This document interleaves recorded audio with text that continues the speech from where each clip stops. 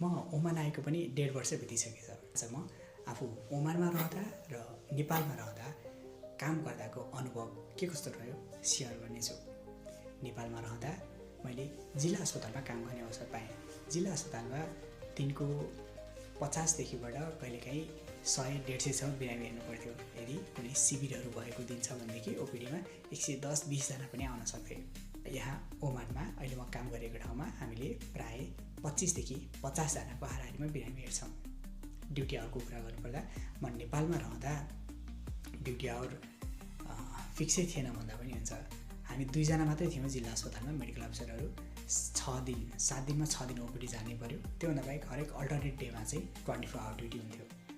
भन्नाले ओपिडी बस्छ 9 बजेदेखि 4 बजे 5 बजेसम्म। त्यसपछिबाट बिहान बेलुका इमर्जेन्सीमा आउनु भएको बिरामीहरूलाई हेर्नु पर्यो।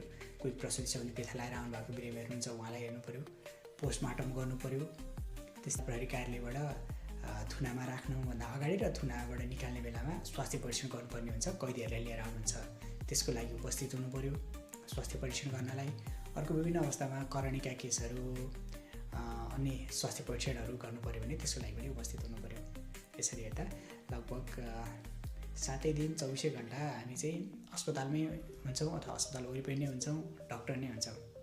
तर यहाँ परिस्थिति फरक छ। यता चाहिँ मैले 7 घन्टा ड्युटी गरिसकेपछि बाँकी समय मलाई कसैले फोन पनि गर्दैनन्, अस्पताल जानुपर्ने अवस्थै हुँदैन। हप्तामा म यहाँ 5 दिन मात्रै ड्युटी गर्छु, 2 दिन छुट्टी हो। नेपालमा रहँदा बिरामी उपचारका लागि बिरामी एउटा आफ्नो पूर्जा लिएर आउँथे। त्यसमा लेखेर हामीले उहाँको हिस्ट्री लेख्छौँ, आवश्यक उपचार लेख्छौँ र त्यही लिएर बिरामीहरू जानुहुन्छ, औषधि लिनुहुन्छ। त्यसरी हुन्थ्यो। तर यहाँ चाहिँ बिरामीहरू एउटा नम्बर लिएर आउँछन्। त्यो नम्बर सिस्टममा हालिसकेपछि बिरामीको अहिलेको मात्र होइन कि विगत जहिलेदेखि बिरामी यहाँ उपचारका लागि आइरहेछन् अथवा ओमानभरि जता चाहिँ उनीहरू उपचारका लागि गएका छन्, के उपचार पाएका छन्, के औषधि पाएका छन्, कुन डाक्टरले हेरे, कुन मितिमा भन्ने कुरा एक क्लिकमा सबै कुरा हेर्न मिल्छ। छुट्टीको कुरा गरौँ, छुट्टी नेपालमा रहँदाखेरि साथीहरू नभएपछि अस्पताल छोडेर हिँड्नु मिलेन। अब आफै 2 जना मात्रै छ भनेदेखि 1 जना हिँड्ने बित्तिकै अर्कोलाई 7 दिन 24 घन्टा ड्युटी पऱ्यो। अब त्यो मिलाएर हामीले ओभर ड्युटी आवश्यक टाइमभन्दा धेरै ड्युटी गरेमा चाहिँ सट्टा बिदा पाउने भन्ने व्यवस्था हुन्थ्यो। तर त्यो जति पाउनुपर्ने हो त्यो पनि इनफ हुँदैन थियो जति घन्टा काम गरेका हुन्छौँ।